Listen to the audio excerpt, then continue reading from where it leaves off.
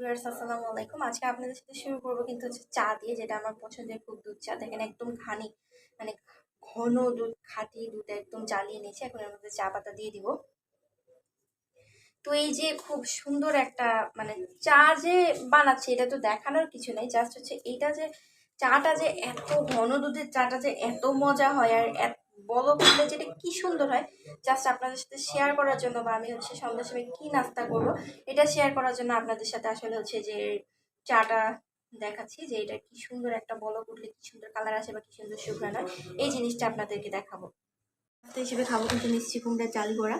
মিষ্টি কুমড়ার জালি বড়া কিন্তু এই যে খুব সুন্দর করে মিষ্টি কুমড়াগুলো পাতলা পাতলা করে স্লাইস করে, একদম পাতলা পাতলা স্লাইস করে কেটে নেওয়া হয়েছে। কেটে নিয়ে এরপর বেসনটা খুব সুন্দর করে সমস্ত রকমের মশলা দিয়ে মাখিয়ে নেওয়া হয়েছে, যে যেরকম বেসন খান এরপর এর মধ্যে চুবিয়ে খুব সুন্দর করে তেলটা গরম করে ভাজা হবে। তো এই বিকালে কি নাস্তা করবো এটা আপনাদের সাথে শেয়ার করছি আর কি। তার সাথে তো চা, কলা, বিস্কিট, তারপর হচ্ছে পাঁপড় টাপড় সব কিছু থাকবে।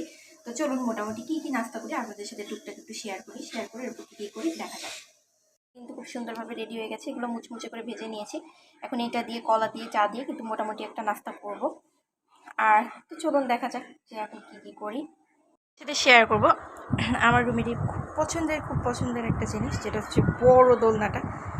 যদিও বা দোলনার পিছনের ওয়ালের রঙগুলো সব চটে গিয়েছে, তো অল্প কিছু দিনের মধ্যে রিপেয়ারিং করব।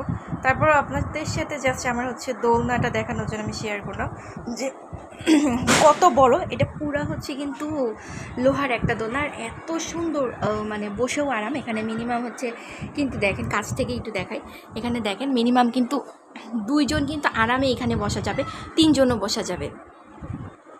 তো এই যে এর সাথে আমি খুব সুন্দর একটা হচ্ছে পিলো দিয়ে রেখেছি দেখার সৌন্দর্যের জন্য এবং মনের সৌন্দর্যের জন্য। তো এই যে এটা আমার কিন্তু হচ্ছে আমার বাসায় সবচেয়ে পছন্দের একটা কর্নার। এখানে আমি বসে চা কফি খাই, নাস্তা খাই, তারপর রিল্যাক্স করি। তো তাই আপনাদের সাথে একটু টুকটাক শেয়ার করলাম, যে আমার দোলনাটা আপনাদেরকে একটু দেখালাম, এই আর কি। সবার শেষে শেয়ার করবো জাফরান হানি সোপটা। হানি বি সোপ, এটা হচ্ছে স্কিনের জন্য খুবই ভালো হবে, রেগুলার ইউজের জন্য তো অবশ্যই ভালো হবে। এটা অয়েল ফ্রি একটা ফেস এবং বডিতে ইউজ করতে পারবেন, ভালো একটা হচ্ছে স্কিনে গ্লো দেবে। তো আমি যেহেতু ইউজ করি আপনাদের সাথে একটু শেয়ার করলাম, যে আপনারাও কিন্তু এটা ইউজ করে দেখতে পারেন। খুব ভালো একটা কোয়ালিটিফুল প্রোডাক্ট হবে এটা, কিন্তু হচ্ছে 120 গ্রাম। এখন আমি আপনাদের এটার ভিতরেটা খুলে দেখাই দিচ্ছি। দেখেন কি সুন্দর দেখতে এবং একটা খুব সুন্দর স্মেল, যেটা স্কিনটাকে খুব দ্রুত গ্লো হতে সাহায্য করবে। আমাদের হানিবি সোপটার কিন্তু ভেতরেরটা একদম পুরা স্যাফরন এবং হলুদের একটা নির্যাস দিয়ে তৈরি। সাবানটা পুরো কাঁচা হলুদের নির্যাস এবং স্যাফরন দিয়ে তৈরি এবং হচ্ছে জোজোবা অয়েল দিয়ে তৈরি, যেটা হচ্ছে আমাদের স্কিনটাকে দ্রুত গ্লো হতে সাহায্য করে। এর মধ্যে আছে আলফা আরবুটিন, যেটা স্কিনের আপনার হাইপার পিগমেন্টেশন দূর করে স্কিনকে গ্লো হতে সাহায্য করে। তবে একটা সাবান কখনো আপনার স্কিনকে 3 থেকে 4 শেড পর্যন্ত ধবধবা টকটকা ফর্সা করতে পারে না, মিনিমাম একটা ভালো ফর্সা করবে এই সাবানটা।